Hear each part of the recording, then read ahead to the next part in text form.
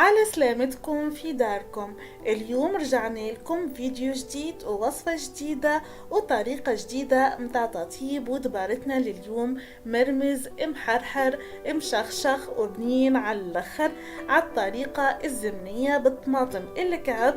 اجيو شوفوا كيفاش عملناه مع بعضنا خطوة بخطوة على قناتكم داركم. اول حاجة بديت نعمل فيها خديت 8 حبات طماطم غسلتها ساعة مليح مليح مليح، ومن بعديك في هكا في طنجرة صغيرة خليت الطماطم وفيها شوية ماء وبديت نحك فيها الساعة بالسكينة باش نسهلو التقشير متاعها، ومن بعديك قشرتها كيف ما قاعدين تشوفوا معانا.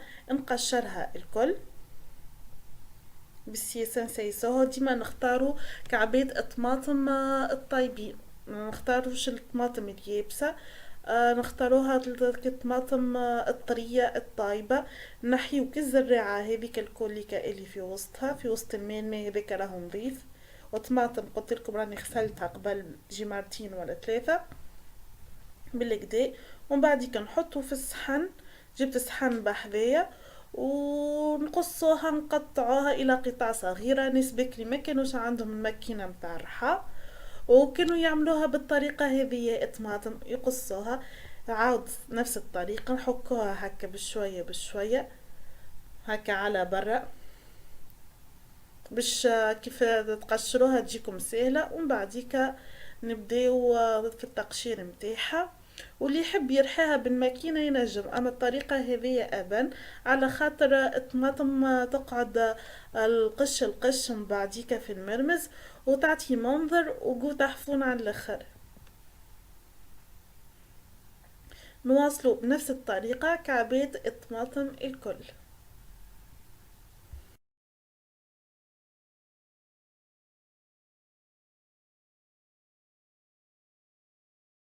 وهذه هي كمية الطماطم المقطعة اللي تحصلنا عليها. اجيو توا نتعداو للمرحلة اللي بعدها. توا الطماطم اللي قطعناها مع بعضنا باش نخليوها تتقلى على النار، زدت لها شوية زيت وحطيتها في طنجرة وحطيتها على الغاز. وهذه هي الطماطم وهي قاعدة تتشكشك وتتقلى، نستناوها حتى تنشح من ماها وساعة ساعة حركوها باش ما تشدلكمش. توا كما تعرفوا الصيف دهم وموسم الطماطم وباش ترخص فيه بالكدا، ننصحكم انكم تعودوا تطيبوا اي اكلة بالطريقة هذه بالطماطم الكعب، صحية 100%، افضل من الطماطم المصبرات. وبالطريقة هذه الطماطم تكون نشحت من ماها. توا باش نبداو نطيبو في المرمز. في طنجرة حطيت اللحم بقري، مغرفة كبيرة هريسة، مغرفة كبيرة تابل، ملح حسب الذوق وزيت زيتونة. وحطيت زادا البصل لهنا خذيت شطر الكونتيتي اللي قصيتها حطيتها توا باش تتذبل مع المكونات هذم الكل اللي كانت تتقلى، والشطر الثاني باش نحطوهم بعديكا توا تشوفوا معانا كيفاش. ونحطو توا الطماطم الكعب اللي قليناها مع بعضنا نحطوها الكل، ونخلطوا توا المكونات الكل مع بعضهم، ندخلوهم الكل مع بعضهم بالكدا ونخليهم يتقليو عبارة باش نطيبوا عادي توا كيما طيبوا بطماطم المعجونة. نحاولوا انو ندخلوا المكونات الكل بالكدا. ولهنا راهو طماطم الكعب قليناها قبل ما نبداو التطيب باش الماكلة ما تجيكمش قارصة، ردوا بالكم تحطوها طول معناتها راهو يجيكم قارص، لازم تعملوا الطريقة هذيك تقليوها وحدها ومن بعديك تبداو في التطييب متاعكم. نخليو المكونات يتشكشكو بالكدا بالكدا، خاصة البصل نخليوها عبارة باش نطيبوها كنذبلوه يسيب كل كو متاعو البنينة. وهو فيح هو بصل المرمز وطماطم الكعب ياسر تبنن. واللي يحب يخلط بين طماطم المعجونة وطماطم الكعب ينجم راهو، اما انا ديما ننصحها بالطماطم الكعب، حاجة صحية وطبيعية، نقصوا شوية من مصبرات من ماكلتنا. وان شاء الله تو نعمل لكم فيديو كيفاش تخبيو الطماطم الكعب وقت اللي ترخص زاده، نشريو طماطم ونخبيوها زاده ونطيبوا بها على طول العام. وباش نزيد توا شوية ماء، نكتة ماء، باش البصل يزيد يتقلى مليح ويطيب معانا مليح، وباش لفاحات ما يتحرقوش، معناتها ردوا بالكم تحرقوا لفاحات. زيدوا شوية ماء وخليو البصل يطيب في عقله. حاجتنا بيه باش يطيب على خاطر ديجا احنا باش نزيدو بصل من الاخر يعني.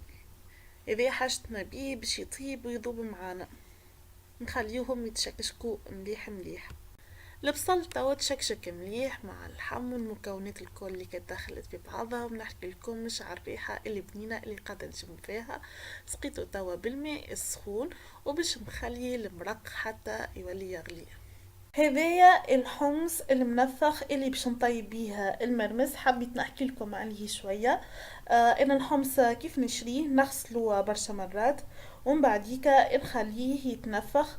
ونغطيه كيف ننفخه، نبيتو ليلة كاملة يتنفخ. وكان ما كل يتنفخ فيه منطيشوش على خاطر القوة الكوليكا متاع الحمص، فكالماء هكا نخبيه في دبوزة. وبعديكا كيف يجي باش نطيب، نطيب بالماء هكا متاع الحمص، القوة متاعو الكوليكا فيه. وهذا هو مرق المرمز متاعنا ولا يغلي. توا باش نضيفو الحمص المنفخ اللي وريتهولكم، وديما هاكا تفقدوا وحركوا، كان ناقص ما زيدوا.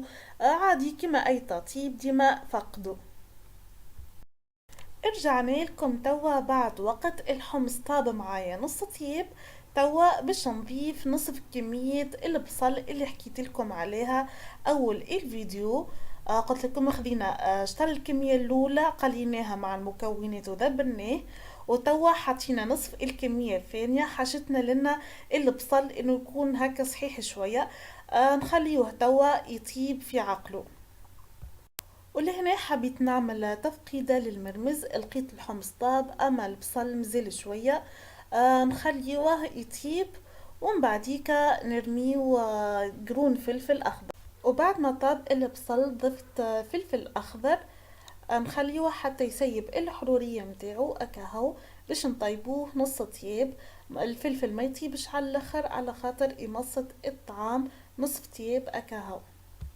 وهكايا يكون المرمز متاعنا طاب. ما نحكي لكمش على ريحته الفايحة وريحة التحرحير متاعو تفحفح.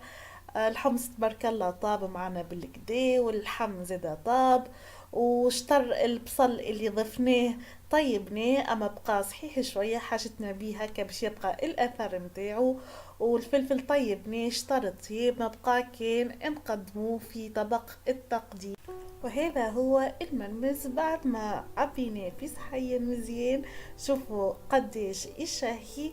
بصراحة راهي طريقة رائعة على الاخر، على طريقة جدودنا، طريقة زمنية 100%.